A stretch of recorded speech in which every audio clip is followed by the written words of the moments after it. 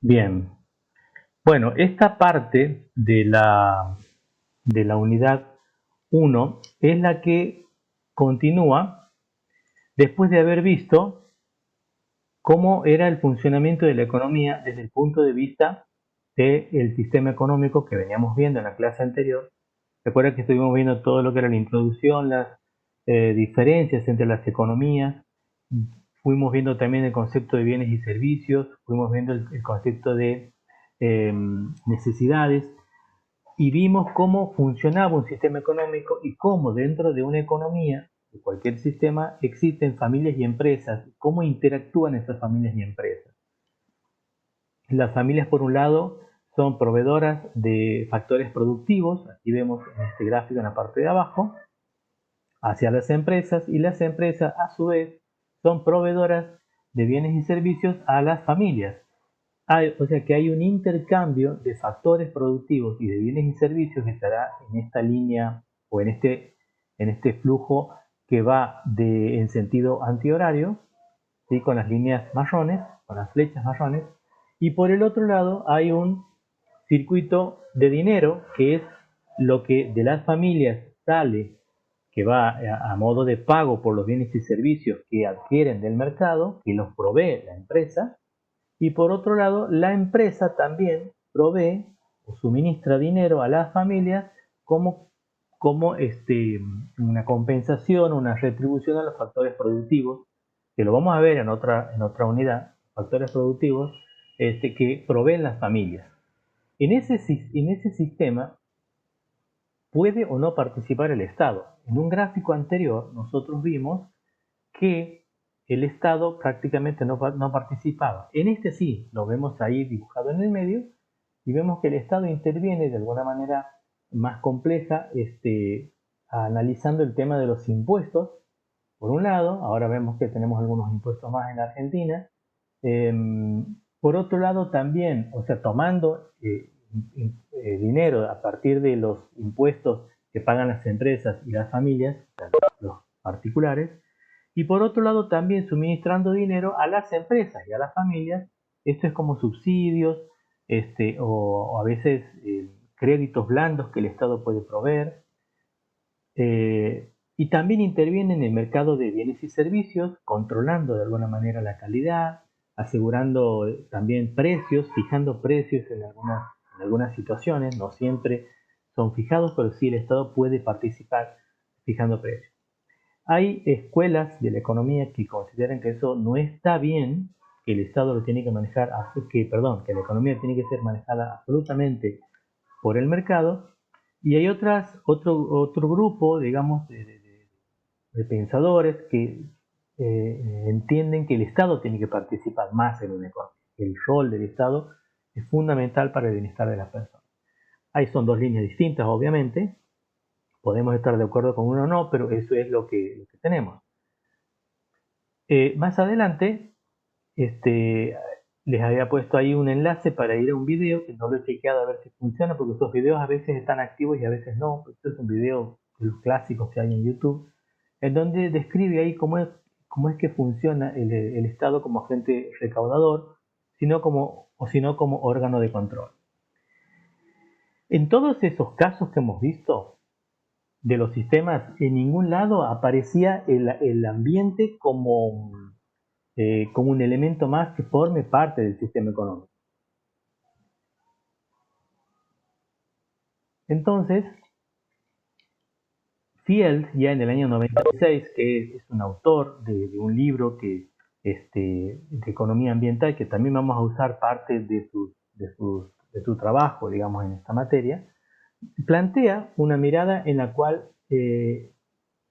inserta, digamos, a la economía dentro de un ecosistema o dentro de un sistema, no otro sistema, dentro de un sistema que sería la biosfera. Entonces, como habíamos visto al principio de la asignatura, cuando veamos en tres grafiquitos cómo era la mirada de la economía ecológica, cómo era la mirada de la economía ambiental y de la economía clásica respecto del sistema económico y del subsistema como subsistema económico o bien como subsistema biosfera, Fiel vuelve a plantear esto y lo analiza de esta siguiente manera. en donde el cuadro que se ve más afuera, el cuadro o rectángulo, digamos, sería la biosfera. Y la economía estaría en este óvalo, aquí, con una flecha en donde dice A y una flecha que dice B. Esa flecha de A vendría a ser todo el ingreso de materia prima que provee la biosfera, que sería lo que está afuera, al sistema económico. Ese sistema económico genera hacia la biosfera emisiones, residuos, todo lo que ya no necesita el sistema económico como tal para poder funcionar. Entonces, analiza de alguna manera fiel más pormenorizadamente el flujo de materia que hay entre el sistema económico y el sistema natural o la biosfera. También lo plantea con un zoom un poquito más mirándolo en detalle con este gráfico, en donde nosotros aquí podemos ver en el gráfico que esta sería la flecha que estaba en el gráfico anterior, materia prima que ingresa, y aquí tendríamos estas dos flechas que serían los residuos o lo que el sistema económico arroja, digamos, al ambiente. O sea que hay un intercambio de materia. ¿Qué sucede en este caso?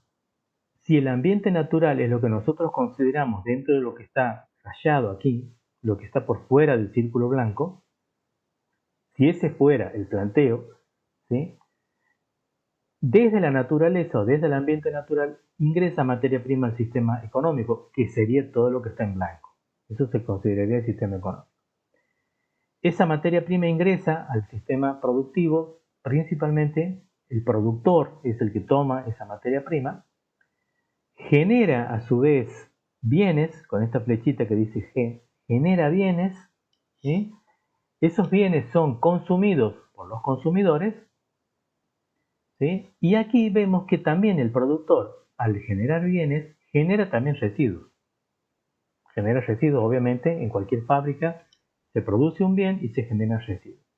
Ahora, esos residuos, obviamente, es materia prima que ha entrado y que se ha convertido en un residuo. Ese residuo llega a este cuadrito y tiene dos caminos. Si puede ser reutilizado, es reutilizado o reciclado en este caso, más que reutilizado, reciclado y vuelve otra vez al sistema productor. El caso del agua, por ejemplo. Entonces toma agua y, por ejemplo, en un proceso de enfriamiento de algún sistema, esa agua puede volver a ser reutilizada, reciclada, de alguna manera, en el sistema productivo. Y obviamente hay una parte de esa agua que va a ser arrojada como vapor, donde no la va a poder recuperar. O bien agua que está contaminada o que es difícil limpiarla y puede ser arrojada, por ejemplo, a un río. Entonces, en ese mismo flujo de bienes, el consumidor también, al consumir su producto, genera residuos. ¿Cuántas veces nosotros no terminamos de tomar una caja de leche y esa caja de leche la tiramos, no la reutilizamos? En algunos casos podemos reciclar algunas cosas y en otros casos que no podemos los arrojamos al ambiente. ¿Sí? Entonces, ¿qué propone este autor? Bueno, que tiene que haber un equilibrio entre la materia prima que entra y la suma de los residuos, estos residuos arrojados de la producción, desechados desde la producción o arrojados o desechados desde los consumidores. Si eso se mantuviera bien, no habría problema, pero eso no es tan así. Normalmente la materia prima que se introduce al sistema económico no es la misma, digamos, que la que puede ser arrojada. Podemos quizás arrojar no solamente en cantidad, sino la calidad de lo que estamos desechando, que puede generar, obviamente, problemas de contaminación. Y de hecho lo tenemos. Ese gráfico, bueno, tiene toda una explicación que después les voy a adjuntar como fotocopias para que tengan y lo puedan leer, porque explica mucho más cosas, ¿no? En donde plantea también opciones de cómo habría que ver, de hacer para que haya cierto equilibrio del ambiente. Aquí está muy reducido de todo lo que está escrito, pero este autor considera que habría tres maneras de que no, de que se mantenga, digamos, ese equilibrio de masa. Por un lado, que haya una reducción de G. ¿Qué significaría una reducción de G? Que se produzcan menos bienes. Si se producen menos bienes, obviamente se necesita menos materia prima. Pero ¿a quién le va a gustar, digamos, qué productor le va a gustar que de alguna manera reduzca la cantidad de bienes que produzca? De hecho, no le conviene porque a medida que, no sé si no le conviene, es que también a veces es un poco difícil porque si hemos hablado la vez pasada que la población a nivel mundial está aumentando y obviamente las necesidades también y obviamente la demanda de esos bienes aumenta. Entonces no le podemos pedir al productor que produzca menos. Sería un poco ir en contra de la economía. O también habría que ver que esa producción se haga también cuando tengamos un crecimiento de población cero, es decir, que no haya incremento de población. Si no hay incremento de población, la producción de bien se estabilizaría, por lo que la demanda sería la misma, ¿sí? Entonces ahí estaríamos no digo una reducción de G, pero sí al menos en una estabilización en la cantidad. También es prácticamente imposible porque la población no es cero, no es el crecimiento de población no es cero. La otra opción sería haciendo una reducción de los residuos por parte de la empresa, de las empresas. Esa disminución de residuos es una de las soluciones que puede ser viable, de hecho es la que se aplica en la actualidad y que se puede lograr con el empleo de tecnologías nuevas, hoy también llamadas bioeconomía, biotecnología, que están ayudando de alguna manera económicamente a mejorar una situación ambiental complicada. O también la variación en la composición de los productos, empleo, por ejemplo, de elementos alternativos, como puede ser este papel reciclado, el uso de energía solar para la producción de alguna cosa, o también variando la composición química de algunos insumos, por ejemplo, la nafta por gas o por alcohol, alconafta, o hoy por energía solar. Entonces, vemos que la otra sería que esta cantidad de residuos arrojados sea menor. Entonces, con eso también haríamos que pueda disminuir un poco la cantidad de lo que se arroja. Y la otra opción es un incremento del reciclado de las cosas, tanto de la empresa como de los consumidores. Esto significa nada más, como dice aquí, aumentar el reciclado de los residuos de las empresas y de los consumidores. De esa manera se retrasaría la eliminación de los desechos hacia la naturaleza. O sea, no es que se evita, sino que se retrasa. Por ejemplo, el ejemplo que siempre pongo yo, un frasco de mermelada. Si alguien consume mermelada en un frasco o el tomate que viene en botellas, bueno, la idea es que esa botella uno la vuelva a usar para tener agua en la heladera o el frasco para guardar cosas, hasta que llega el momento donde ya no te sirve más y recién lo arrojas. Pero en realidad este, no es que queda otra vez en el sistema económico. Llegará el momento de que tengamos tantos frascos acumulados que tendremos que deshacernos de ellos, o los donamos, o los regalamos, o los arrojamos a la basura. Entonces lo que hacemos es retrasar un poco. Bueno, eso da la posibilidad de generar otros canales, no solamente, por ejemplo, el frasco de las botellas plásticas, de arrojarlos al ambiente, sino de esperar a que se genere un circuito económico de eso, que de hecho hay trabajos y hay gente que se dedica a eso, que son los recicladores urbanos. Entonces, es interesante porque es un eslabón que estaba faltando y que podría, en algún caso, permitir disminuir esa cantidad de residuos que se arrojan al ambiente.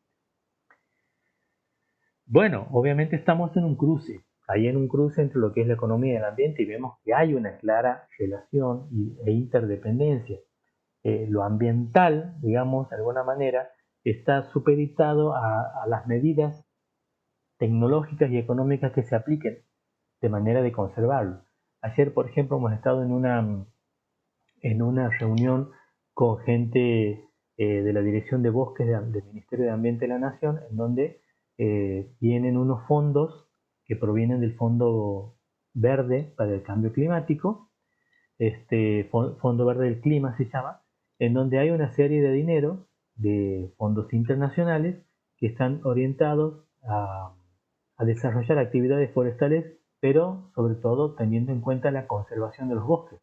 Ahí vemos claramente que ha habido sobre todo propuestas de índole económica, como la producción, como planes integrales comunitarios, como manejo de bosque con ganadería integrada, que todas son cuestiones económicas, pero de alguna manera que sean compatibles con lo que desde el punto de vista de la conservación de los bosques pretende implementar el gobierno nacional.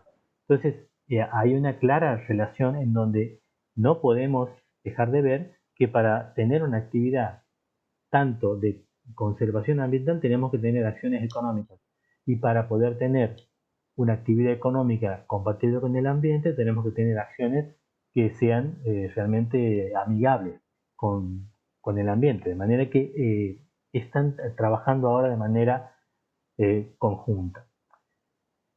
Como sabemos que existe esa relación indiscutida, vamos a verlo ahora otra vez esto en otro gráfico. Este gráfico también un poco habla de lo anterior, y esto está presentado en un libro que es de Joan Martínez Alier, es un libro de economía ecológica.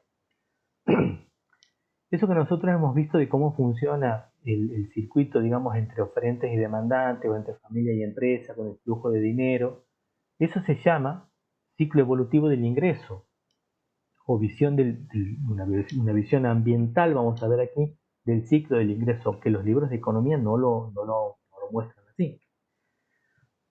Los libros de economía muestran lo que vemos aquí arriba, o sea, dentro de lo que es la economía neoclásica, que la economía ecológica la denomina neoclásica a la otra economía que todos conocemos, que en realidad ni siquiera es clásica, sino es neoclásica. Hay toda una cuestión histórica ahí del análisis de la economía desde el punto de vista de la economía ecológica, acerca de la otra economía, pero ellos la denominan neoclásica.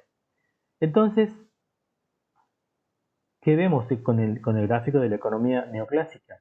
Vemos empresas por un lado y familias por el otro. Vemos un circuito de mercados de bienes y servicios y un circuito de factores productivos. ¿Sí?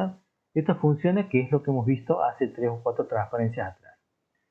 Ahora bien, la economía ecológica considera que esa economía neoclásica, esto que está aquí, lo ponemos en este cuadrito de adentro, ¿sí? Y considera que no debería haber un equilibrio entre ingreso de materia y salida de materia, como lo propone la economía ambiental de Field. El gráfico anterior estaba enmarcado en la mirada de la economía ambiental. Recuerden que la economía ambiental estaba muy cercana a la economía de mercado, en donde hablaba solamente del impacto que tiene en el ambiente la economía. Bueno, en este caso habla de un equilibrio de energía, no de materia, de energía. Entonces, fíjense que ellos consideran que la economía neoclásica, o el sistema económico que nosotros vimos, está aquí, y que hay sí un suministro de materia prima que puede ser reciclada, ¿sí? Y que también hay residuos materiales que pueden salir a la atmósfera, pueden salir a la biosfera, pero en este caso, incorpora la energía. Entonces, obviamente todo lo que es energía solar, que la considera como energía útil, entra al sistema económico, ¿sí? Ahora, profe, ¿cómo es que entra la energía solar al sistema económico?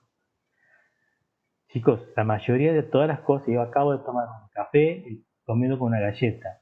El café viene de todo un proceso natural biológico, y ese proceso natural biológico se da gracias a que tenemos energía solar. ¿Está? Entonces, si no hubiera sol, la tierra no sería fértil, no tendría el café y no podría tomar mi café. Y la galleta también. Y el azúcar también.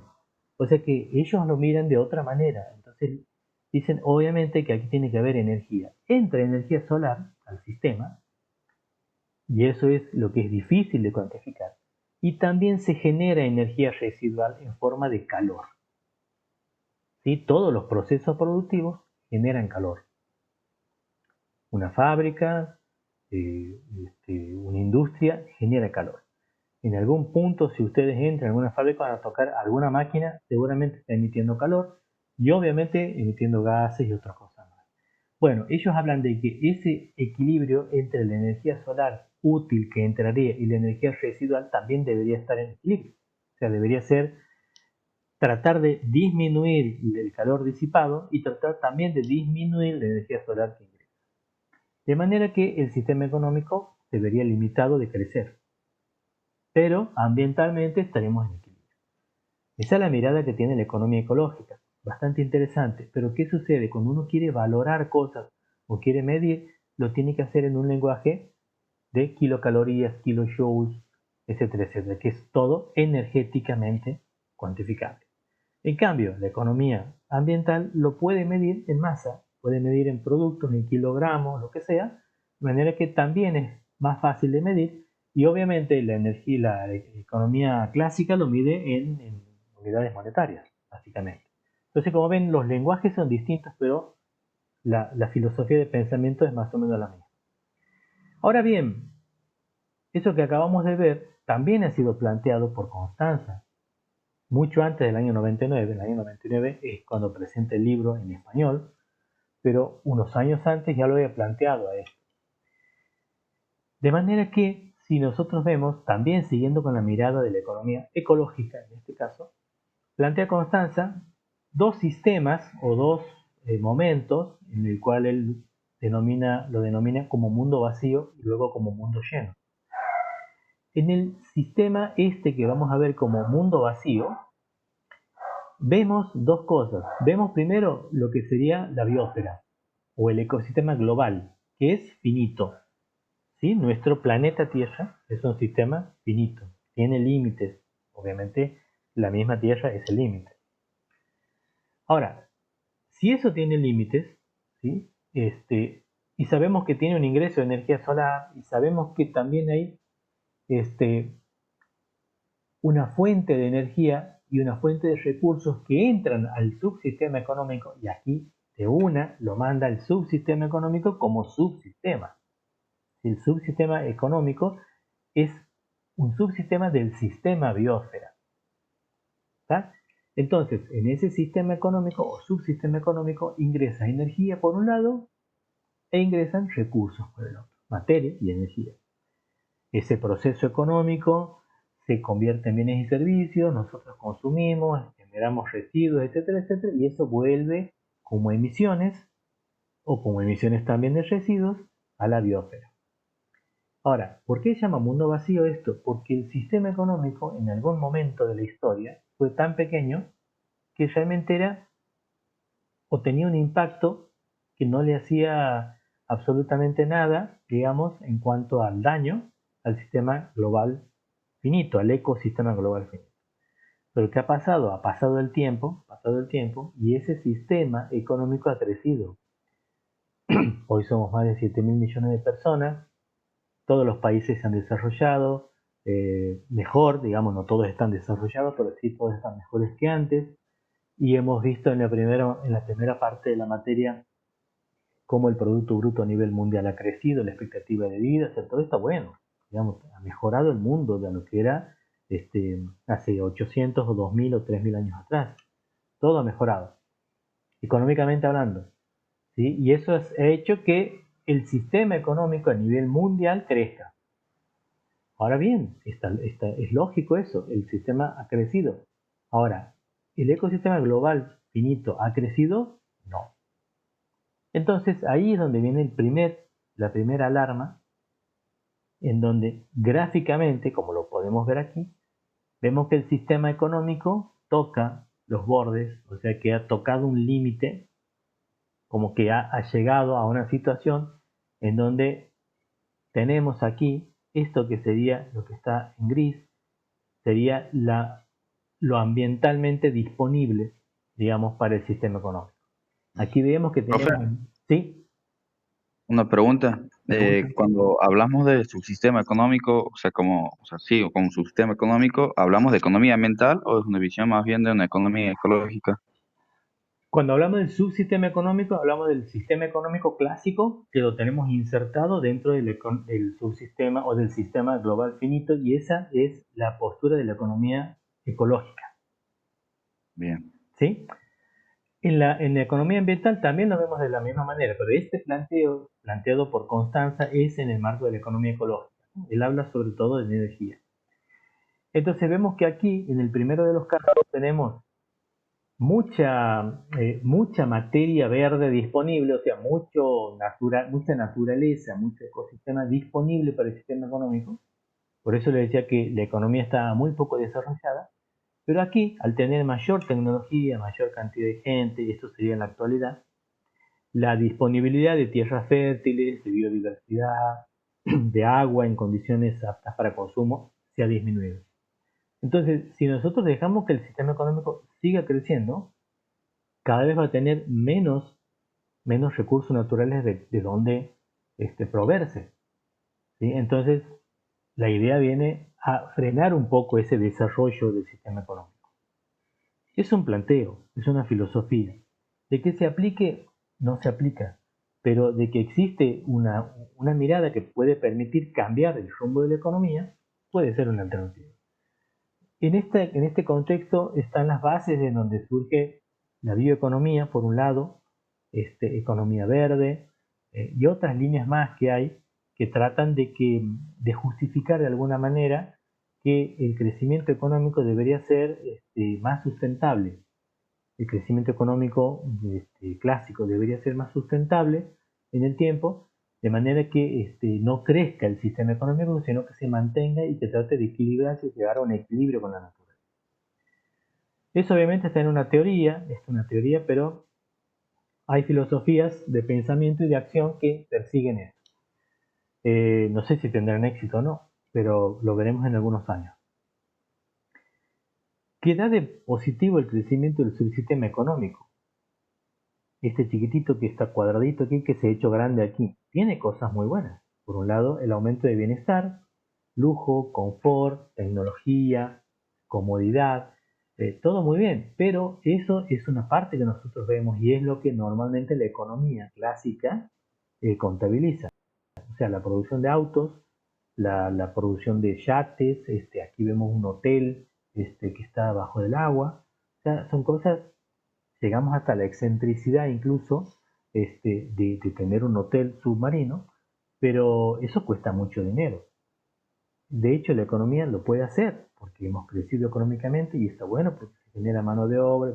Miremosle toda la parte positiva que tiene desde lo económico. Perfecto. Ahora, ¿cuál es la parte que no estamos viendo o la parte que la economía clásica no ve de la consecuencia de ese crecimiento económico? La fotito que tenemos a la derecha. Aquí tenemos un incendio que puede haber sido natural o puede haber sido intencional. Tenemos aquí una criatura en un lugar en donde hay agua acumulada con basura. ¿Sí? Aquí vemos dos desagües con agua contaminada o con agua sucia residual de algún proceso o de alguna ciudad que está tirada sin ningún tratamiento. Entonces, el crecimiento económico siempre va acompañado de problemas ambientales. Entonces, si nosotros vemos solamente la parte del crecimiento económico, nosotros como licenciados en ecología y conservación del ambiente no tenemos que ignorar la otra parte. O sea, una está buena, que se crezca. La cuestión es que se haga sin que se genere todo esto, o minimizando lo más posible este problema ambiental. Esos problemas ambientales, que son cambio climático, bueno, con todo el efecto invernadero, el adelgazamiento de la capa de ozono, la alteración del ciclo de nitrógeno, lo que es pérdida de biodiversidad biológica o de diversidad biológica, la contaminación atmosférica, eh, contaminación hídrica y acceso al agua potable, la contaminación y pérdida de suelo. Ahí está también la erosión, la deforestación y la desertificación. Nosotros los forestales creemos que la deforestación era un gran problema. Sí, es un gran problema, pero sin embargo aquí está incluido dentro de uno que está en el séptimo lugar de importancia, eh, que es con pérdida de suelo, erosión, deforestación y desertificación. Luego la generación de residuos, la contaminación de mares y sobreexplotación de recursos pesqueros y la contaminación acústica. Estos 10 problemas están en ese orden no caprichosamente, sino que están en ese orden porque el primero es el que mayor cobertura global tiene y mayor importancia, o sea, mayor cantidad de gente se ve afectada, ¿sí? Abarca prácticamente todo el globo, todo el planeta. El adelgazamiento de la capa de ozono también de alguna manera influye ese problema en todos los seres vivos que estamos nosotros viviendo en este planeta. También está en un lugar de importancia, es el segundo lugar. Y vemos a medida que vayamos avanzando que, por ejemplo, el último, que sería contaminación acústica, es puntual. O sea, no en todo el planeta hay ruido. Aquí tengo ruido de perros, pero no tengo ruido de aviones, ¿sí? Y si me voy unos cuantos kilómetros más al sur, a Maco, por ejemplo, voy a tener solamente pajaritos. O sea, no es una cuestión global el ruido, la contaminación acústica. Pero sí vemos que ese orden ha estado dado en una reunión, creo que está en el libro de Asqueta que les he compartido. Está ese orden, está el motivo de cada uno de esos, por qué ha sido tenido en cuenta, y les va a servir para una parte del práctico que les he dado el evaluativo 1. Ahora bien, ¿qué características tienen en común todos estos problemas ambientales? Fíjense, todos tienen obviamente una cuestión relacionada al ambiente, por eso son problemas ambientales. Pero ¿qué tienen en común todos estos problemas ambientales? Que todos tienen una base o el motivo de todo esto es económico. ¿Cómo es eso? A ver, vamos a ver. El cambio climático y el efecto invernadero se da justamente por el exceso de industrias, contaminación ambiental, emisiones, que de alguna manera detrás de cada una de esas acciones seguramente hay un objetivo económico perseguido. Lo del adelgazamiento de la capa de ozono viene más o menos por lo mismo, de emisiones de gases de efecto invernadero y en algunos casos algunos elementos que pueden afectar la capa de ozono que nos protege de los rayos ultravioleta. Eso ya lo saben ustedes, ¿para qué voy a hablar yo? Eso lo han visto en muchas materias, pero detrás de todo eso hay una actividad económica.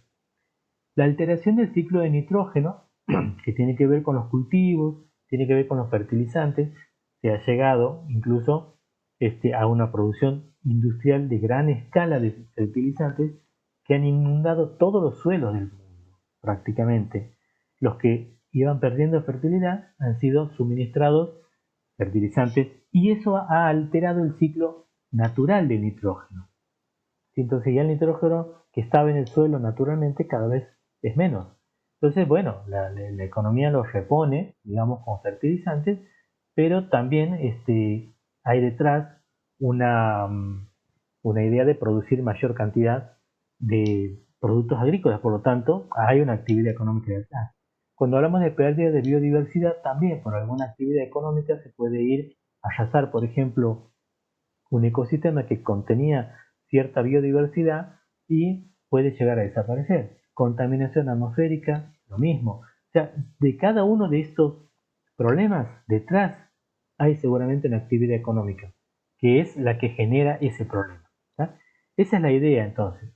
Entonces hay un ejercicio en donde ustedes tendrían que elegir alguno de estos problemas ambientales y ver si tiene relación con alguna zona o alguna problemática ambiental de sus barrios o de sus ciudades si vienen de otras ciudades y que lo comenten ahí, qué relación tendría ese problema ambiental, cuál sería la causa económica que lo genera. Bueno, esa es la primera parte de la presentación en general de lo que es la asignatura, y la unidad 1 obviamente, y vamos a anticipar dos conceptos que son los que vamos a usar en la clase siguiente, en la unidad que sigue, que es el concepto de la oferta y la demanda. Si bien habíamos hablado nosotros de que los consumidores, que somos nosotros, somos los demandantes, y vamos a comprar bienes y servicios en el mercado a un precio determinado, eh, existen quienes proveen esos bienes y servicios, o sea, los oferentes. Esos oferentes constituyen lo que en economía llamamos oferta y los demandantes lo que denominamos demanda.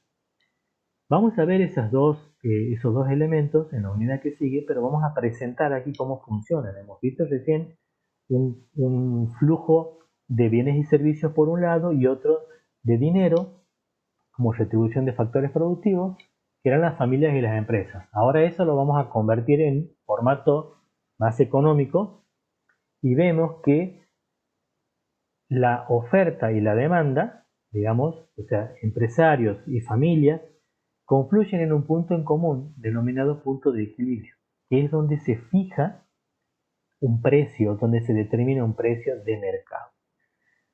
Entonces, si nosotros vemos que esta curva que tiene pendiente negativa la vamos a denominar demanda y vamos a ver enseguida por qué tiene esa forma. Y a esta curva la denominamos oferta, que es el comportamiento de los oferentes. Vamos a ver que en algún punto se cruzan. Cuando se cruzan se generan dos valores aquí. Porque tanto esta curva de oferta como la de demanda están en un sistema de ejes en donde el precio está en el eje Y, ¿sí? y la cantidad demandada o cantidad ofrecida también está en el eje de las X. Por lo tanto, vamos a ver enseguida por qué ponemos precio y cantidad y por qué tiene esa forma. La cuestión es que cuando se cruza la oferta y la demanda hay un encuentro en donde se fija un precio. Ese punto de acuerdo es donde se fija un precio. Y así es que se arma el precio de mercado. Por lo tanto, si ese punto es el precio de mercado, esto que está aquí de la oferta y la demanda lo podríamos llamar mercado, desde el punto de vista general. Y esto lo vamos a ver en detalle. Después ustedes hagan clic en este videito, lo tengo que chequear, para ver si funciona y ahí tienen una explicación de cómo funciona este acuerdo, digamos, entre oferta y demanda para tener más claridad con respecto a esto. En ese contexto de la oferta y la demanda, los oferentes tienen una posibilidad que se denomina una posibilidad de producción, obviamente, que de alguna manera puede tener límites naturales o límites económicos, o bien ese productor puede estar produciendo sin llegar a conocer ese límite.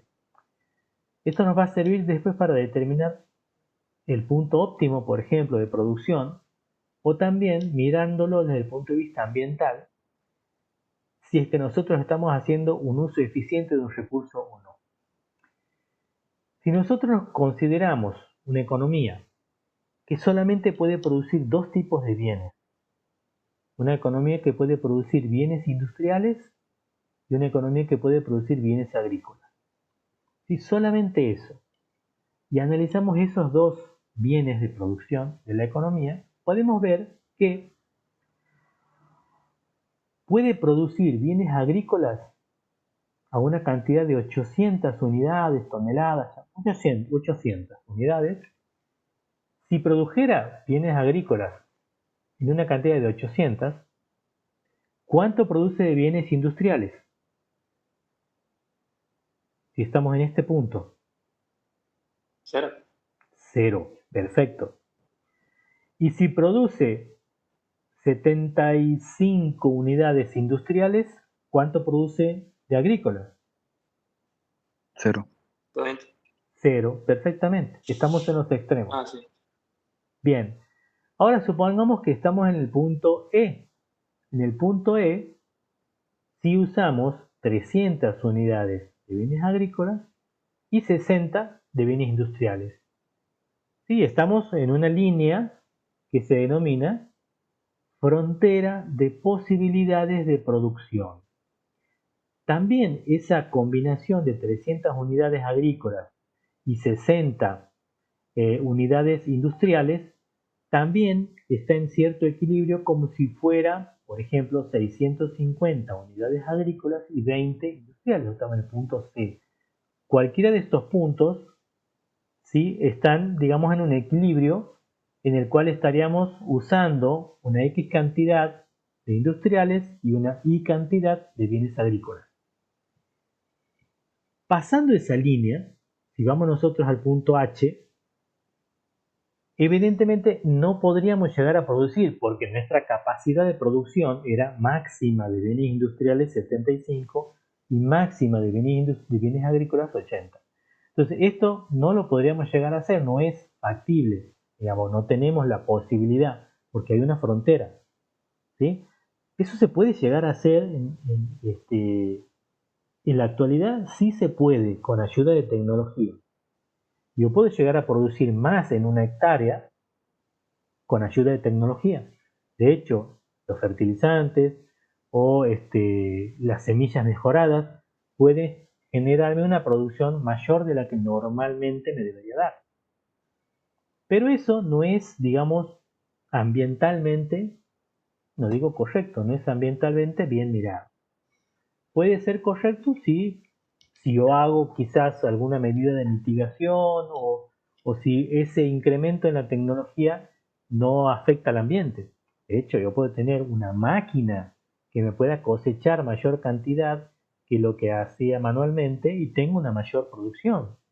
O que me haga una plantación o un cultivo o una siembra con mayor especificidad y precisión que otra técnica. Entonces puedo tener mayor producción y no estoy afectando al ambiente. O sea, la tecnología es un amigo de lo ambiental, siempre que sea bien mirado, digamos, en ese sentido.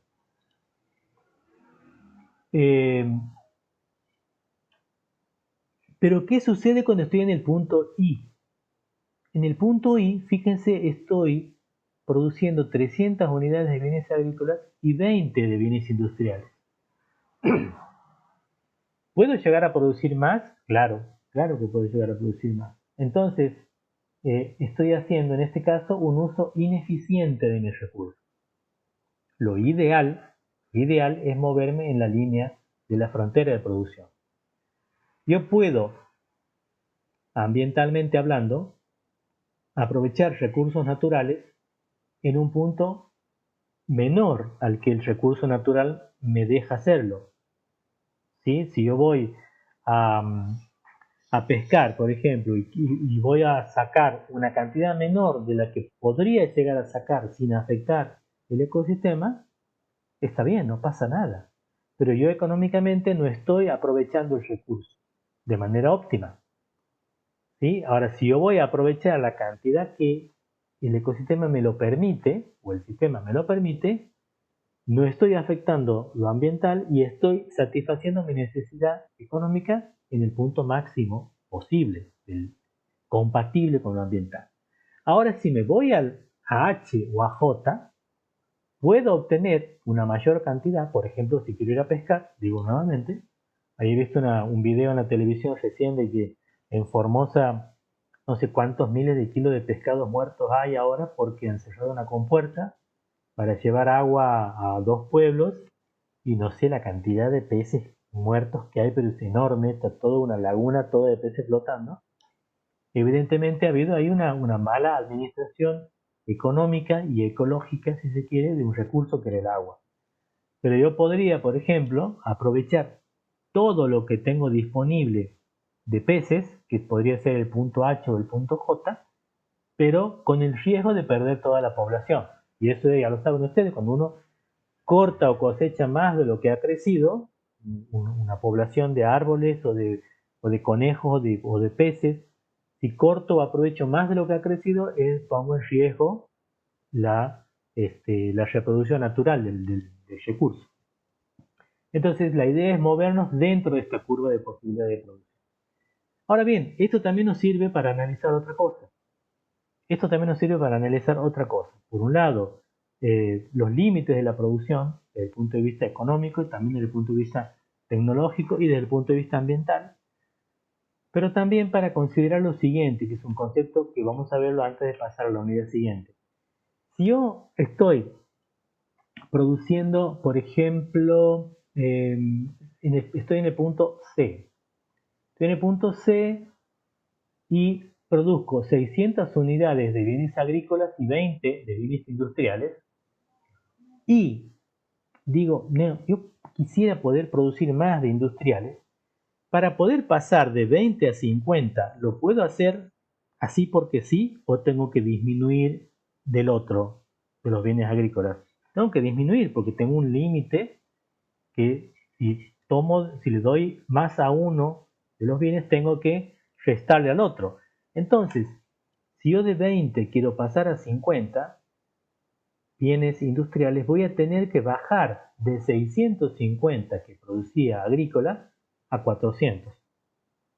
¿Que no? Paso del punto C al punto D. Para aumentar en 30 unidades de bienes industriales voy a tener que disminuir 250 de agrícola. Entonces, eso es lo que se denomina costo de oportunidad. Para poder incrementar en uno, tengo que disminuir en el otro.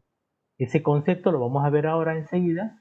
Y luego, si después del punto D digo, no, estamos en una situación en donde yo puedo producir 700 unidades ahora de bienes agrícolas porque hay una alta demanda de la producción agrícola, voy a tener que, si estaba en el punto D, que antes producía 50 unidades industriales, voy a tener que reducir eso en 40 para poder, o sea, bajar hasta 10 para poder aumentar mi producción de bienes agrícolas a 700.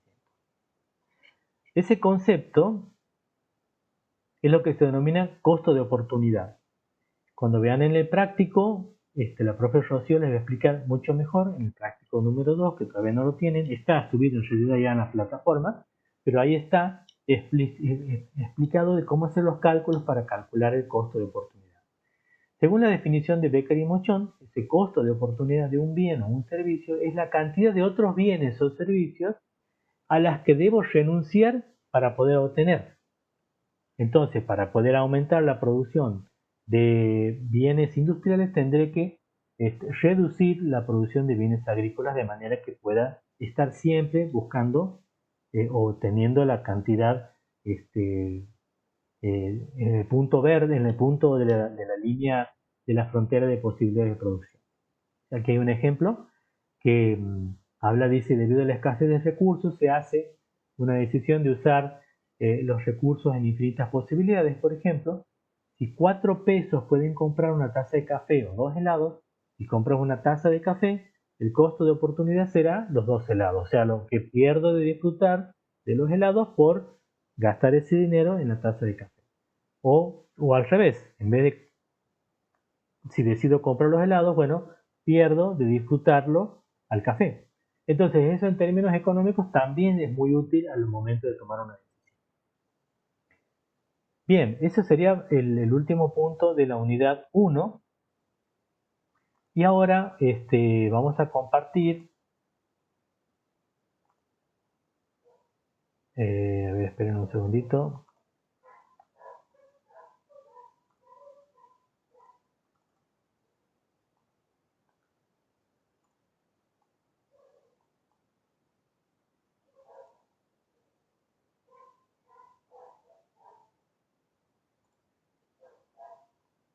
La unidad que sigue, que sería oferta y demanda. Esta unidad ya entramos más en la parte económica. Hemos andado recién paseando por la economía ambiental, la economía ecológica, los recursos, etcétera, etcétera. Pero esta parte ya hace más alusión a lo que sería la oferta y demanda desde el punto de vista económico, cómo lo enfocan los libros clásicos de la economía. Vamos a ver, por un lado, la teoría de la demanda, la función de demanda, lo que sería la tabla y curva de demanda y factores que afectan a la misma. Y vamos a ver también la demanda relacionada con el consumidor. Nosotros somos consumidores y por lo tanto, como tales, tenemos cierto comportamiento en el mercado, o sea, como demandantes nosotros tenemos cierto comportamiento y eso hace que también reaccione el mercado de acuerdo a nuestro comportamiento o nosotros de acuerdo al mercado. Entonces no es que somos autómatas que vamos y compramos, decidimos muchas cosas, pensamos, elegimos. El consumidor influye en el mercado de acuerdo también al ingreso que tiene. Bueno, toda esa serie de cosas que vamos a ver que lo miran desde la demanda. Y después el punto que sigue es la oferta. No creo que lleguemos a hacer hoy la parte de oferta, pero sí vamos a verlo siguiendo los mismos esquemas de la demanda para ver cómo se comporta la oferta, qué es la oferta, cómo se mide, cómo se la presenta, se le estudia como una función, se le estudia como una tabla y una curva, y vamos a analizar también los factores que afectan a la oferta, para ver luego la determinación del precio del mercado, el punto de equilibrio, y qué sucede cuando hay una oferta excedente o una demanda excedente. Como sabemos, el concepto de demanda, aquí me está tapando un poquito, ahí está. El concepto de demanda, en este caso la demanda no es la demanda, cuando uno hace una demanda a alguien por daños y perjuicios, no, eso es otra cosa, es una demanda ya eso que lo ven los abogados. Aquí nosotros vamos a demandar, vamos a pedir, digamos, al mercado bienes porque los necesitamos. Entonces, el término de la demanda, digamos, la palabra demanda, ha sido para expresar ese comportamiento que tenemos nosotros o esa conducta que tenemos nosotros cuando necesitamos algo y vamos al mercado a comprar. Entonces, el concepto de demanda, como dice aquí, es un término general que describe la conducta de los compradores o potenciales compradores de un bien en un mercado definido. Como dice aquí, para poder comprender cómo funcionan los mercados es necesario utilizar definiciones más precisas. Y una de esas es la de la cantidad demandada. Nosotros somos demandantes por naturaleza, pues vamos al mercado a comprar, digo al mercado, no al mercado Armonía de ahí de la Pellegrini. Hoy en día que uno no puede acceder a muchas cosas, el mercado libre es un mercado. Es un entorno virtual en el cual nosotros adquirimos algo y otra persona lo ofrece en el mismo sistema. Antes de existir ese mercado virtual, del mercado libre, existía el mercado como punto ustedes ven películas en donde, películas viejas, ¿no? En donde hay como calles en donde están todos los vendedores. Ese es el típico mercado.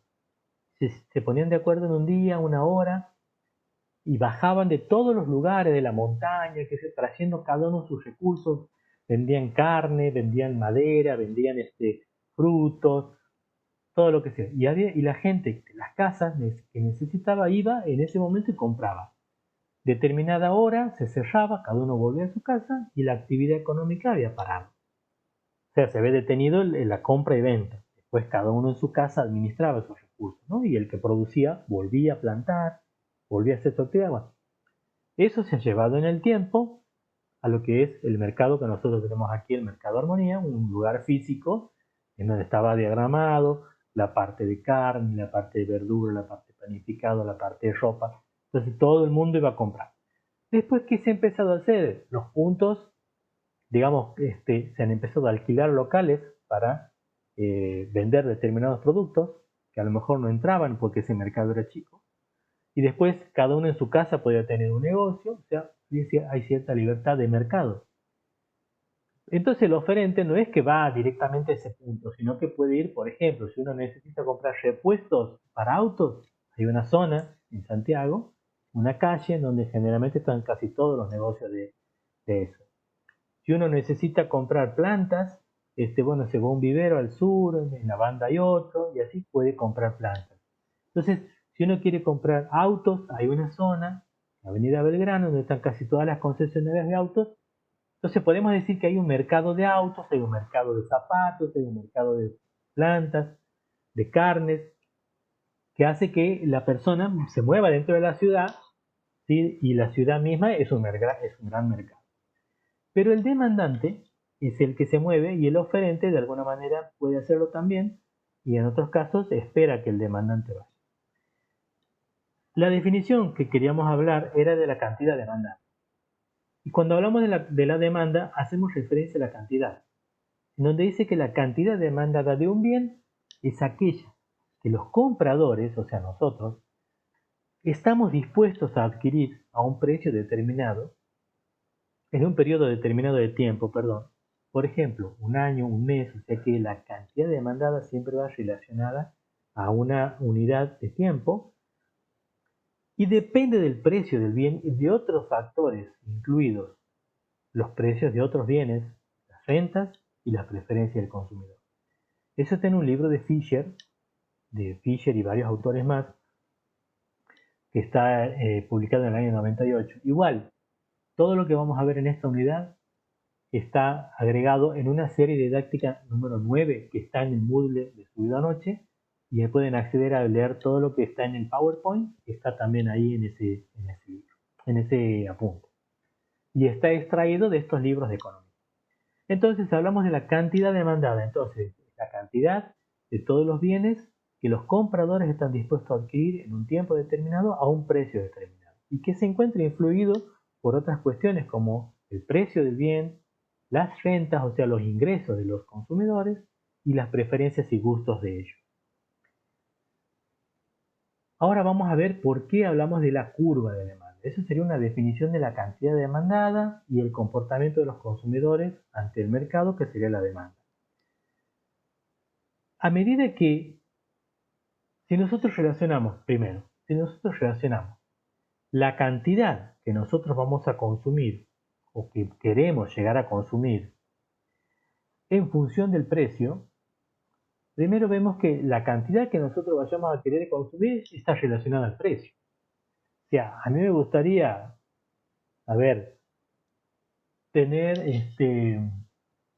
hacer un asado con mis amigos y, bueno, llenar una parrilla y que comamos, pero toda la tarde, mediodía, toda la tarde comiendo. Pero evidentemente hay dos cuestiones. Primero, que el estómago tiene su límite, la frontera de posibilidades de ingesta, digamos, y también el precio de la carne puede influir en la cantidad. El precio es un determinante también de la cantidad que nosotros vayamos a consumir. Si yo no podría tener una cantidad enorme de bienes, porque el precio de alguna manera me va a decir, va a influir en la cantidad que yo vaya a consumir. Y eso está relacionado, o la relación que hay entre el precio y la cantidad, es que a medida que el precio aumenta, ¿cómo será la cantidad que nosotros demandamos? Menor. De hecho, cuando uno dice, a ver, anda a comprar tomate, no van a comprar tomate. ¿Cuánto vale el tomate? Dice el tipo. 180, 140 pesos el kilo. No, deme medio. Y bueno, ahí nomás ya tienes la reacción. Porque o no tengo plata o porque me parece que es caro. ¿Por qué me parece que es caro? Porque he escuchado que en otro lugar está 110. Ah, bueno, lo voy a buscar al otro lugar. Entonces, de alguna manera nosotros buscamos también, naturalmente, no pagar mucho. O sea, si uno paga 300 pesos el kilo de tomate, diría, bueno, o no tiene idea de dónde vive, o bien no le importa, o tiene plata para comprar tomate a 300 pesos, cuando el tomate está a 140, a 120 o a 130. Entonces el precio ahí nomás inmediatamente es el primer indicador de la cantidad que voy a comprar. Ahora, si dice, mire, el tomate ha bajado, don, y tengo una oferta de a 100 pesos el kilo. Bueno, deme 2 kilos, porque evidentemente si vos ves que está barato, y si te suena que está barato, aproveches, compro 2 kilos de tomate. Y bueno, comemos salsa de tomate una semana, o ensalada una semana. Entonces hay una clara relación entre el precio y la cantidad. Y esa relación está dada con este perfil de la curva. A medida que el precio disminuye, la cantidad aumenta. Y a medida que el precio aumenta, la cantidad demandada disminuye. ¿Sí? Entonces, como vemos ahí, dice, el precio tiene un papel fundamental en esto. Y bueno, es lo que hemos hablado. Cuando se dice que la cantidad demandada, estoy leyendo en el cuadro de abajo, de un bien se ve influida por el precio de ese bien, sumado a los precios de otros bienes relacionados, los gustos y preferencias del consumidor y el ingreso del consumidor, se asume que existe una relación entre ellos que se puede expresar de la siguiente manera. Perfecto, yo digo, bueno, a ver, el precio del tomate me interesa, pero también lo veo el tomate. Si el tomate me lo venden a 100 pesos y está totalmente verde y duro, digo que no me va a gustar, o sea que ahí entra con la preferencia y el gusto del consumidor. O si me lo venden barato y veo que lo toco y se está desarmando de aguado, es porque está pasado el tomate, tampoco me interesa. Influye mi ingreso, de acuerdo a la cantidad de dinero que yo tenga de ingreso, que si no tengo otro ingreso, y bueno, me compro el tomate que está verde y espero que se madure en la heladera, o lo compro el tomate pasadito y lo cocino ya, ¿sí? Porque mi ingreso también está condicionándome, ¿sí? El gusto también, y también precio de otros bienes relacionados. Y digo, bueno, no voy a poner tanto tomate, le voy a poner un poco de zanahoria. Entonces aprovecho, porque el tomate está muy caro, aprovecho y compro algo que puede reemplazarlo de alguna manera y que es más barato. Entonces ahí ven que hay varias cosas que actúan en la decisión que voy a tomar yo.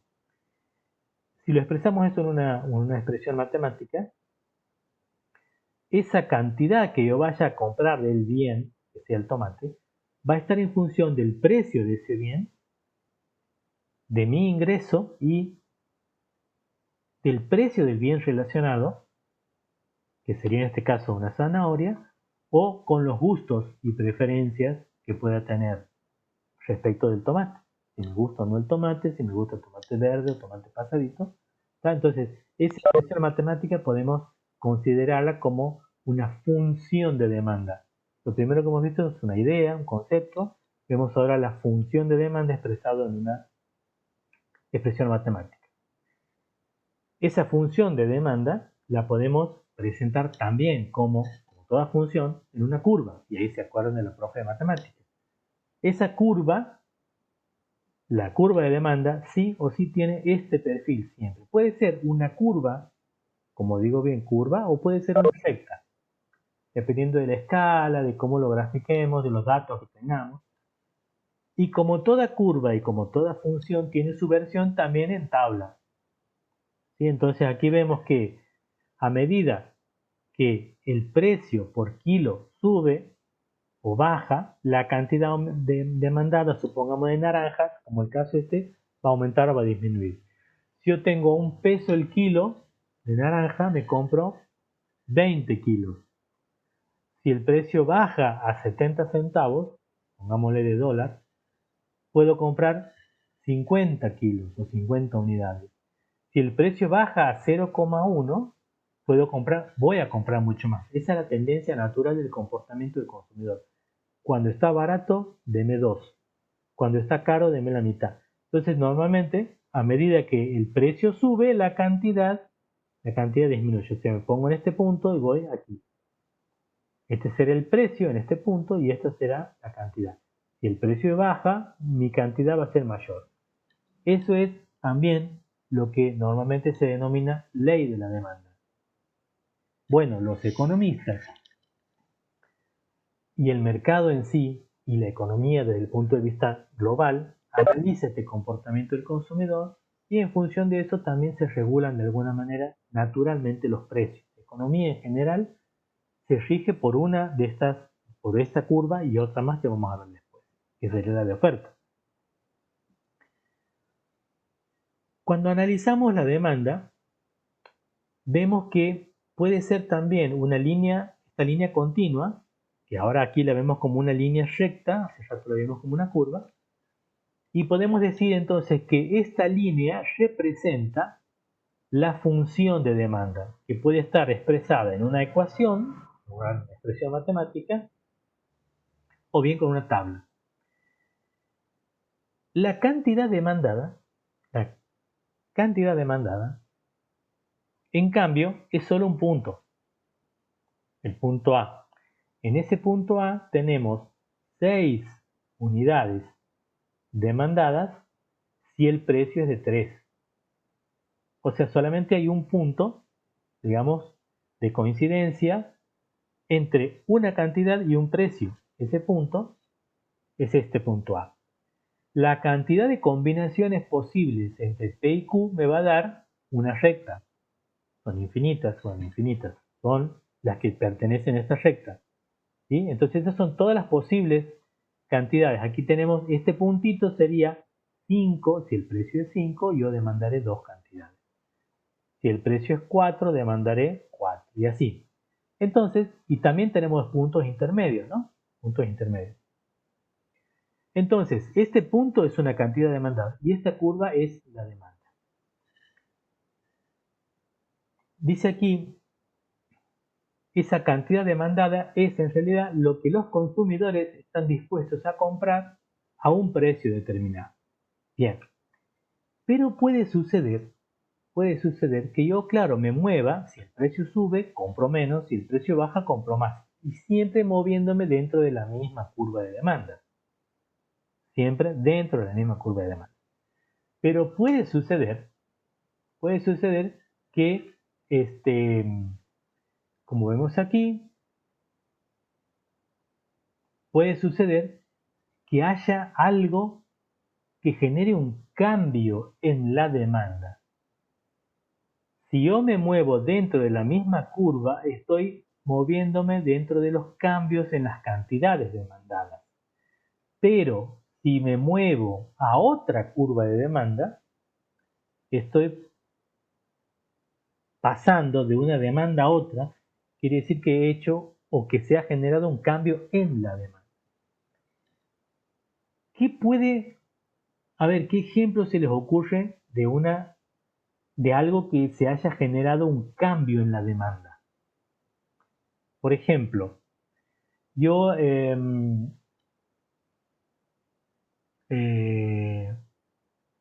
esta es la curva, la primera de las curvas A es la curva de algún producto que en una situación determinada, como una pandemia, se ha pasado a demandar o ha pasado a tener esta curva de demanda ahora. ¿Qué ejemplo me pueden dar? Antes se Los demandaba barbijos. barbijo, perfectamente. Antes Alcohol en gel. o alcohol en gel. Antes había esta cantidad y ahora hay esta cantidad. No es que el precio ha aumentado y ha disminuido la cantidad, sino que se ha movido totalmente a otra curva. Supongamos que esta sea la curva que antes teníamos de demanda de algún producto y que ahora se ha disminuido aquí. A ver, ¿algún ejemplo? Cuando sale un producto que es más eficiente que otro anterior, digamos. Puede ser. Un producto que ahora no compramos tanto por una situación, que puede ser por la pandemia, y que antes lo comprábamos más, lo que se les ocurre.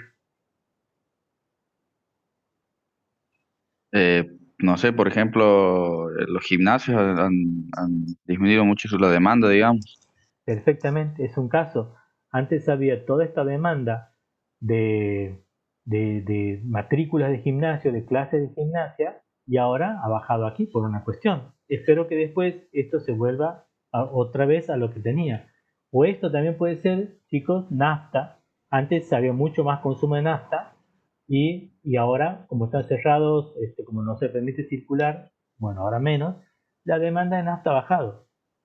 Y así muchos negocios, incluso su demanda ha ido tan abajo que han tenido que cerrar. ¿Tá?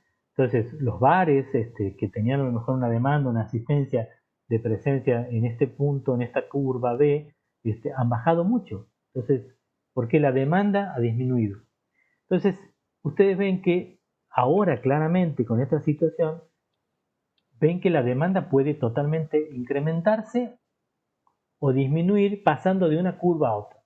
Eso se llama cambio en la demanda. Lo anterior era cambio en la cantidad de demanda. ¿Sí?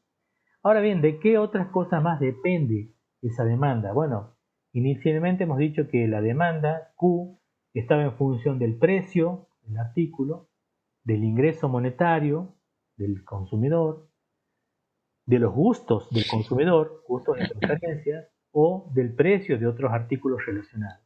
Pero también la demanda está influida o influenciada, si se quiere, por estas otras cuestiones, y aquí vamos a ver las que pueden generar un cambio en la demanda. Por ejemplo, un cambio en la población. Esto puede darse, bueno, aquí viene el caso perfectamente, en guerras, en epidemias, en donde hay un bajo índice de natalidad o cualquier factor que pueda modificar el número de personas. En ese caso, cuando hay epidemias en donde muere mucha gente, bueno, sí, evidentemente al haber menor cantidad de personas hay menor cantidad de demanda. Aquí lo que ha bajado es la demanda porque las personas están imposibilitadas de ir a comprar esas cosas. Se ha dado el caso de una epidemia o de una pandemia. Cuando hay lugares en donde ha habido guerras o algún desastre natural en donde hay una disminución de la población drástica, la demanda se desinfla, la demanda cae o bien pasa a otra curva. Otro caso que podemos tener es el caso que se da por los cambios en las preferencias de los consumidores. Esto se puede dar por modas, o cambios en las preferencias de consumidores a causa de propagandas publicitarias, promocionando un consumo de un producto en particular o algo. Simplemente el mercado o alguna moda hace que la persona ya no prefiera tanto un producto y pase a consumir otro producto distinto al anterior, por lo tanto la demanda de ese producto decae. El cambio en los precios de bienes sustitutos y o complementarios. ¿Se acuerdan que hemos visto que eran bienes sustitutos aquellos que podemos reemplazarlos por otros? Y un bien complementario es aquel que para consumir uno necesito de otro. Entonces son dos que van uno pegado con el otro. Entonces el precio de uno puede influir en la cantidad del otro. Entonces eso también puede hacer que mi demanda se vea alterada. La otra es el caso del ingreso del consumidor. A medida que el ingreso aumenta, este normalmente tiende a adquirir una mayor cantidad del producto o bien también o pasa a consumir otro producto de otra calidad, diferente a la que antes consumía porque tenía un ingreso menor. Es el caso que les había dicho de los fiambres o de algunos cortes de carne que son baratos, que cuando uno tiene poco dinero puede comprar producto de la carne y cuando tiene más plata pasa a consumir otra, dejando de consumir este otro. Entonces esa demanda disminuye. Los cambios en la cultura, cambios culturales que hacen que vayamos evolucionando de alguna manera, que hace que se crean nuevas necesidades y van dejando de lado las anteriores. Por ejemplo, a ver, ustedes son muy jóvenes, pero hace mucho tiempo atrás andaban los afiladores de cuchillo, ahora han vuelto, andan por la calle, afiladores de cuchillo. Porque antes, claro, uno tenía un cuchillo, se acababa el filo, si no tenías una piedra, pasaba un tipo que te lo afilaba toda la semana. Hoy, cuchillos vienen con unos filos que te duran 20 años, porque son los sierritas, digamos, ¿no? Pero, y si no, compras otro. Entonces, el cuchillero ya ha dejado de ser el afilador, ha dejado de ser una persona necesaria, entonces se ha ido perdiendo eso. Un ejemplo, hay cientos de miles de ejemplos de estos casos, ¿no? Cambios estacionales. Los cambios estacionales son cuando hay algo que influye en la demanda en un determinado momento y época del año. Por ejemplo, Navidad, Pascuas. Bueno, esta vez ha habido, me pasó unas Pascuas sin huevos de chocolate y todas esas cosas. Entonces, pero esa es una demanda, digamos, que es estacional, que se da solamente en ese momento. Navidad también, Navidad, pan de Navidad, sidra, etcétera, no es lo mismo lo que se demanda a lo largo del año. O venta de determinados productos que son puramente determinados por las estaciones, ¿no? Cambios estacionales que le llaman. Ahora bien, todos estos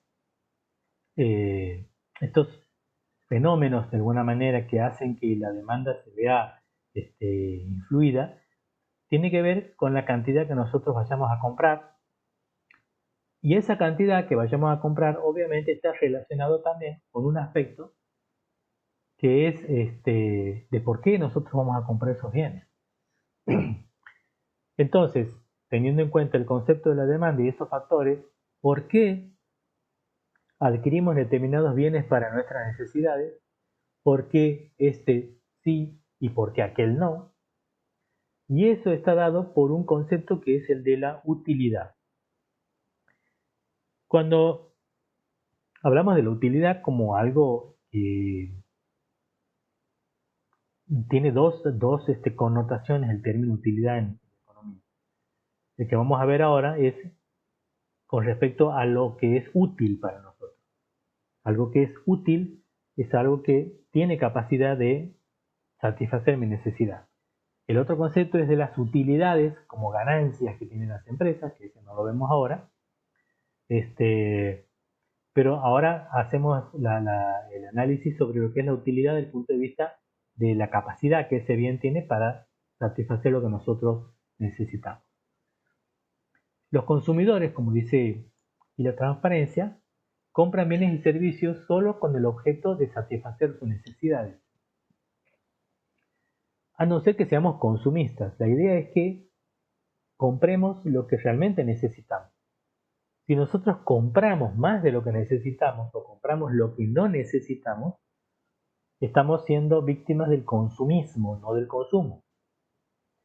¿Sí? Entonces, al buscar los bienes que son necesarios, estamos obrando dentro de lo que la economía denomina también el homo economicus, digamos como la persona que piensa lo que está por comprar en función de sus necesidades.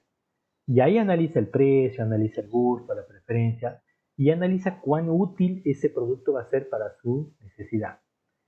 Por lo tanto, esos bienes tienen que tener cierta utilidad para el consumidor. Esa utilidad es la capacidad o aptitud que tienen los mismos para satisfacer esas necesidades humanas. Eso está en el libro de Francia.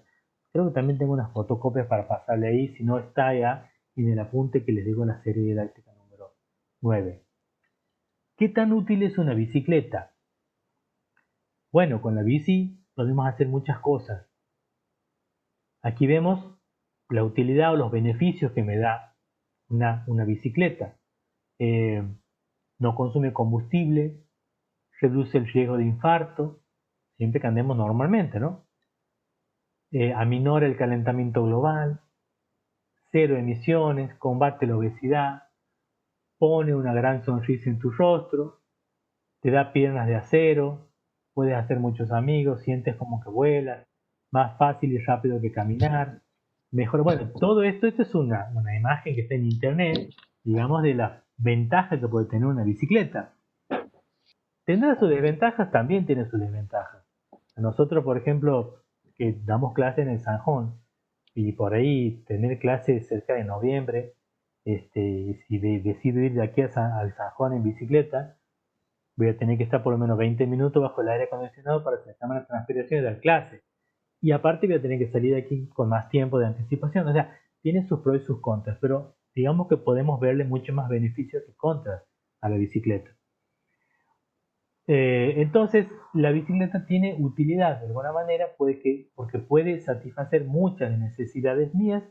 Si es que quiero incluso hasta ahorrar dinero, lo puedo hacer.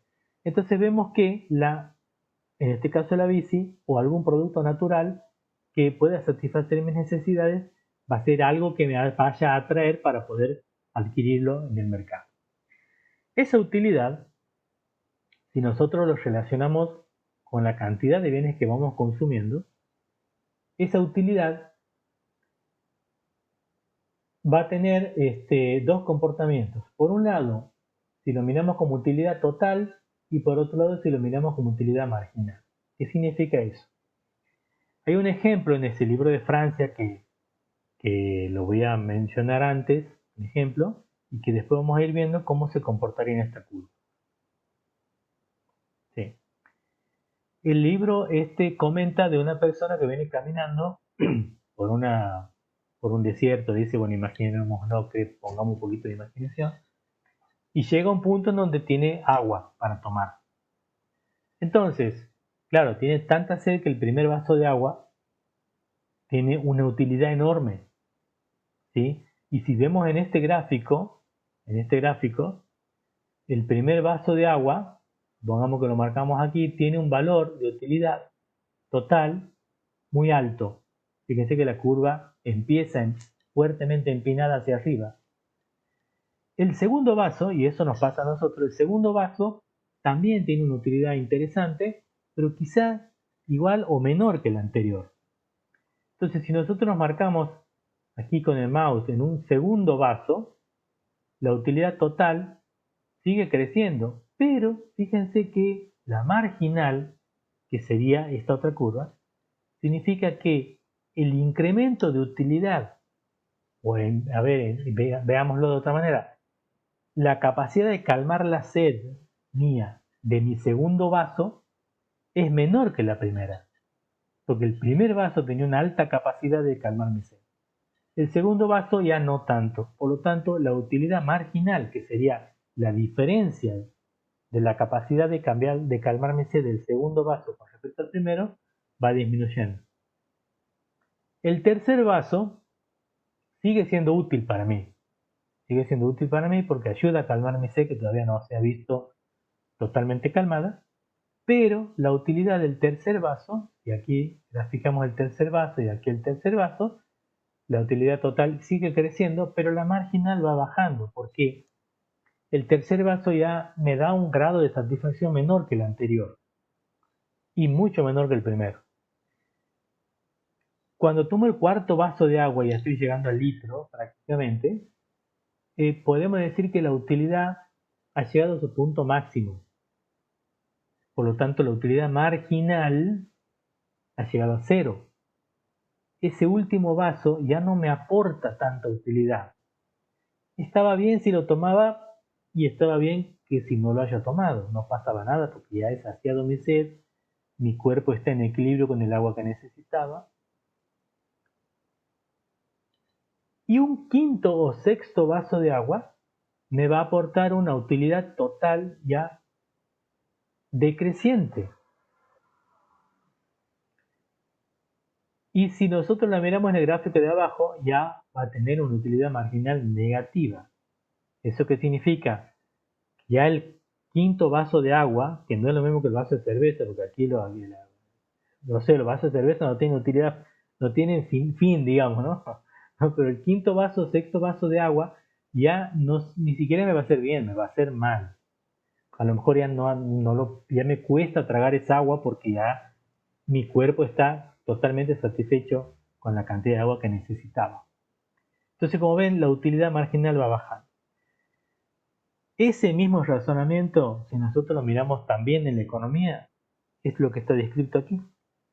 Entonces, a medida que se van consumiendo unidades adicionales de un bien determinado, la utilidad total aumenta, pero la utilidad marginal va a ir cada vez disminuyendo a un punto en donde se va a hacer cero y luego se va a hacer negativa, en la curvita verde que vemos abajo.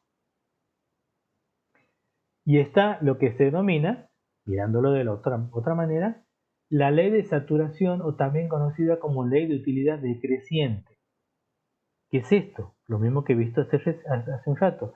Aquí la utilidad crece hasta este punto donde es máxima, pero el incremento de utilidad a medida que voy aumentando una unidad más va decreciendo hasta llegar a un punto cero y luego la utilidad marginal es menor que cero. Se va a hacer utilidad marginal negativa. Que lo que está aquí, la utilidad marginal de un bien decrece a medida que se obtienen utilidades adicionales. Se hace nula al llegar a la saturación y a partir de ese punto toma valores negativos. Entonces, entendido este concepto y la definición de la utilidad, interesa saber ahora cuál de todos los productos en el mercado que el mercado nos presenta, se puede adquirir para satisfacer las necesidades del demandante. Entonces está el concepto también de la preferencia del consumidor. La preferencia también está asociada a la utilidad, también está asociada al precio y es un valor, un elemento que también es la que toma la decisión el consumidor y es el atributo que tiene el consumidor de poder elegir en un sistema de mercado. Entonces aquí vemos a esta chica que está pensando entre papas fritas o una ensalada. Entonces, tengo una opción en función de la utilidad, tengo una opción en función del precio, puedo elegir en función de los gustos y esta es en donde ella analiza qué le gustaría más. O aquí este muchacho está mirando entre dos, no sé, parecen medicamentos o productos, en donde tiene dos y puede elegir. Y ahí es donde entra en juego la preferencia. El precio es una cosa, pero si el precio no es problema, entra la preferencia. Si yo no tengo problema en pagar 10 pesos más un producto que otro, si no tengo ese problema, lo defino con la preferencia. Y ahí es donde nosotros tomamos la decisión de elegir el que nos gusta o también podemos ser objeto del oferente de sugerirnos algo. Capaz que el color de un producto puede ser más atractivo que el otro y nos hace preferirlo por el color y resulta que no es tan bueno como el otro. ¿Está? Entonces la presentación, el packaging, todo eso puede influir y esa es una estrategia que tiene el oferente. Entonces, una preferencia del consumidor explica cómo los consumidores clasifican un conjunto de bienes o servicios o bien prefieren un conjunto de bienes sobre otro.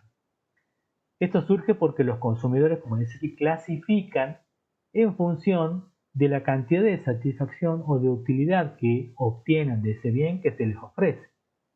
La teoría de la preferencia del consumidor no toma ingresos, costos de bienes y servicios o la habilidad de éste para comprar el producto o servicio. La preferencia asume que éste puede elegir conscientemente entre dos o más bienes o servicios. El consumidor debe preferir entonces un conjunto de bienes o servicios sobre otro o tratarlos a todos como igualmente beneficiosos. La cuestión se complica cuando tenemos que decidir entre dos o más alternativas. Entonces ahí entra la persona a tomar decisiones al respecto.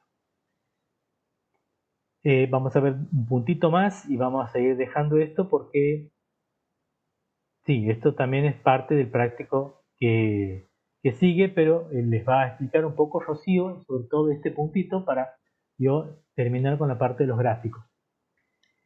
Bien, cualquiera de los elementos que el consumidor vaya a elegir, suponiendo que son útiles, suponiendo que tiene un menú de opciones y que le da lo mismo uno que el otro,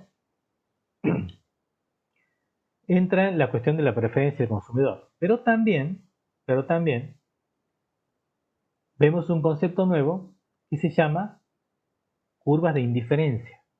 ¿Qué es esto de la curva de indiferencia? Me suena tan raro, pero de esas preferencias que las personas tienen o que las personas manifiestan, se pueden representar gráficamente. La preferencia es una cuestión subjetiva que depende del gusto de cada uno. Entonces, ¿cómo hago yo para analizarla desde el punto de vista económico? Analizarla analíticamente, valga la redundancia, ¿no? Si yo veo aquí que esta persona puede consumir hamburguesas y gaseosas, ¿sí? Y puede tener una combinación de hamburguesas y gaseosas. Estoy hablando de acuerdo al ejemplo que da el libro, ¿no? Estos libros norteamericanos siempre ponen ejemplos de hamburguesa, de refresco, de cine. Bueno, les gusta ese tema y es un tema y es un elemento que es fácil para poder interiorizar el concepto, digamos, con algo para que nosotros podamos entender. Si esa persona le da lo mismo consumir esta cantidad serían 2 hamburguesas y una gaseosa, que lo mismo sería consumir una hamburguesa y 2 gaseosas, diríamos que es lo mismo, porque la persona se mueve entre las hamburguesas y las gaseosas, que les gustan ambas, entonces dirá, bueno, me da lo mismo 2 hamburguesas y una gaseosa que 2 gaseosas y una hamburguesa. Entonces, podríamos dibujar esta curva, que sería una curva de indiferencia entre la persona, entre la combinación de esos dos productos. ¿Está? Entonces, esa curva de indiferencia muestra el conjunto de combinaciones de consumo de dos bienes entre las que es indiferente para el consumidor. Todas las combinaciones de consumo de estos dos bienes, cualquiera sea, por ejemplo, solamente hamburguesa o solamente gaseosa, o esto es parecido a lo que veíamos de la curva de posibilidades de producción, o 2 hamburguesas y una gaseosa, o una hamburguesa y 2 gaseosas, les reporta el mismo nivel de utilidad. Es relativo esto, pero a los efectos de entenderlo, el concepto, veamos que le da lo mismo a la persona. Evidentemente, si esa persona tuviera mayor acceso a cantidad de hamburguesas y mayor cantidad de gaseosas, y le da un cierto nivel de satisfacción, pero al tener mayor cantidad es probable que pase a la curva B, por ejemplo.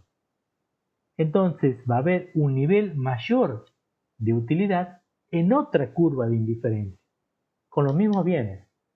Y posiblemente uno mayor aún, la curva C, ¿sí? De combinaciones en donde están esas relacionadas por las cantidades.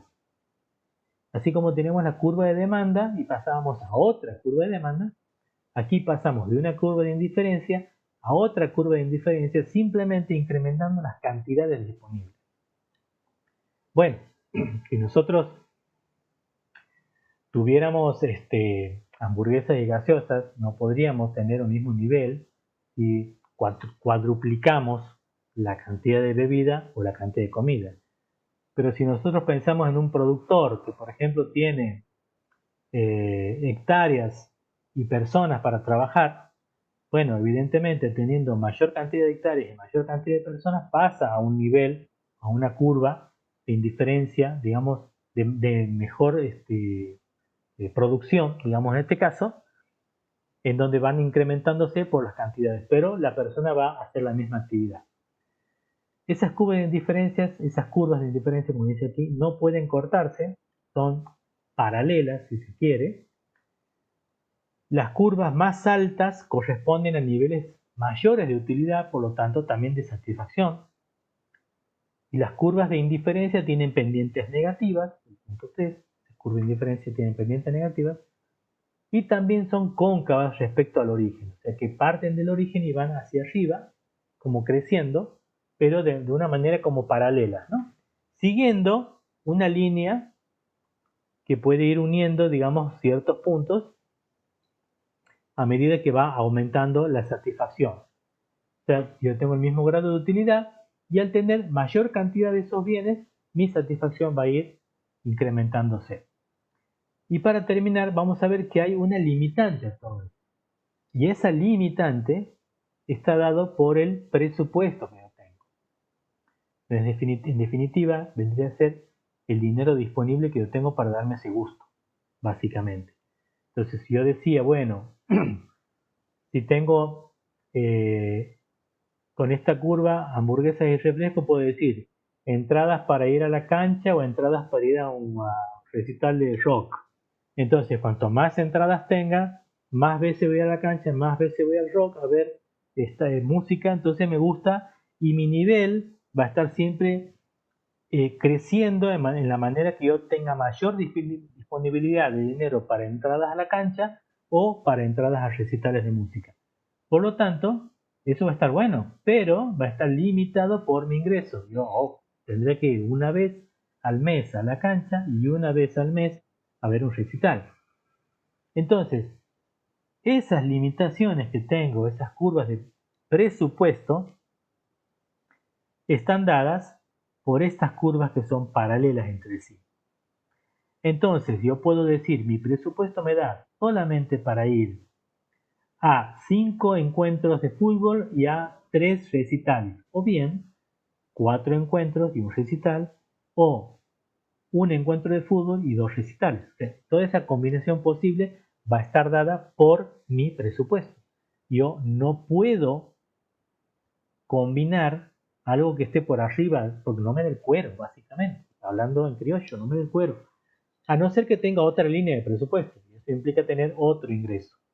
¿Está? Entonces, como ven, el cambio en la demanda, lo de la curva de indiferencia, lo del presupuesto, son como niveles en los cuales podemos ir subiendo, digamos, o modificando.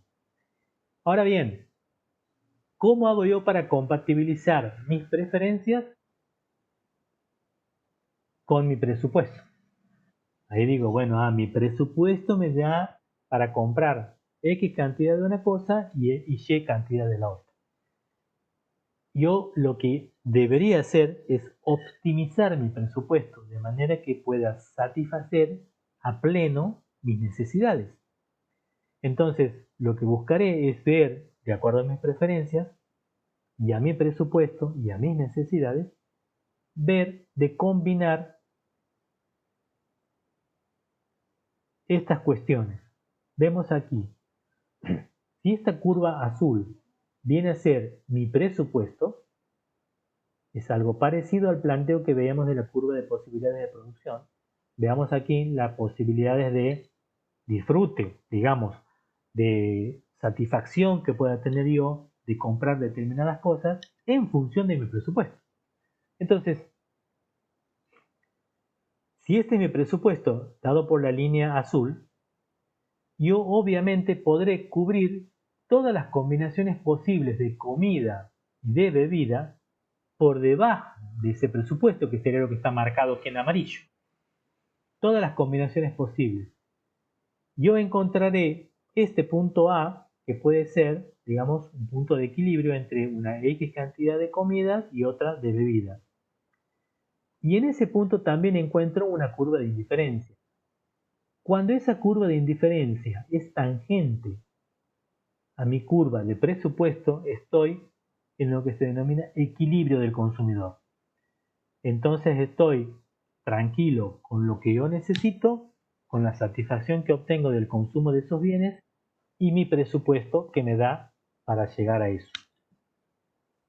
Si yo aspiro a tener una satisfacción del nivel de la curva de indiferencia C, mi presupuesto no me lo permite. ¿Sí? Entonces, obviamente, tiendo a volver a mi curva, a mi punto A no ser que tenga o disponga de mayor presupuesto. Si tuviera mayor presupuesto, me voy a un nivel de satisfacción de C, en donde consumiré mayor cantidad de bebida y mayor cantidad de comida. Ahora, ¿qué sucedería si estoy en el punto B? En el punto B, lo que estoy haciendo es subutilizando mi dinero porque mi nivel de satisfacción está por debajo de lo que yo podría llegar a tener.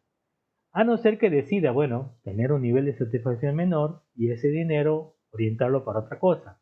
Pero aquí el dinero se consume, porque dice aquí el consumidor en este caso destina la totalidad de su dinero en adquirir una combinación de productos con una cantidad determinada de X y otra de Y. Entonces aquí el ahorro no funciona, no está analizado en ese esquema. Entonces yo puedo decir, bueno, si yo consumo menos, ahorro ese dinero. No es el caso de este razonamiento. Si yo consumo menos, evidentemente no estoy haciendo un uso óptimo de mi dinero, de mis recursos económicos. El mismo planteo lo vamos a hacer cuando veamos el aprovechamiento de los recursos naturales. Si yo aprovecho por debajo de lo que tengo disponible, estoy subutilizando el recurso y económicamente no estoy haciendo un uso eficiente del mismo. Y si quiero moverme por arriba de lo que realmente puedo, no me está dando el cuero. Y evidentemente puedo, de alguna manera, hacer un uso extractivo por encima de lo que puedo hacer desde el punto de vista de un recurso natural y poner en riesgo la sustentabilidad del mismo. Como ven, el razonamiento del punto de vista ambiental o económico es prácticamente el mismo. Bueno, este planteo lo va a hacer Rocío cuando vean el práctico, que va a ser la semana que viene. Ya está subido, como les digo, en la plataforma. Y vamos a ver también la semana que viene, antes de que hagan el práctico, la parte de oferta. También el tema de oferta no es un tema tan complicado, es muy similar al de la demanda, pero bueno, siendo las 11:05, vamos a dejar la clase aquí, chicos, por hoy. ¿Sí? ¿Alguna pregunta, alguna duda, cuestión? Me interesa No, profe. que participen. Recién me han interrumpido y me ha gustado. No me han interrumpido, han participado. Así que, porque si no se me seca la garganta a mí también, ¿no? O sea, piensen en mí ustedes también un poco, ¿no? Así que, bueno, con esto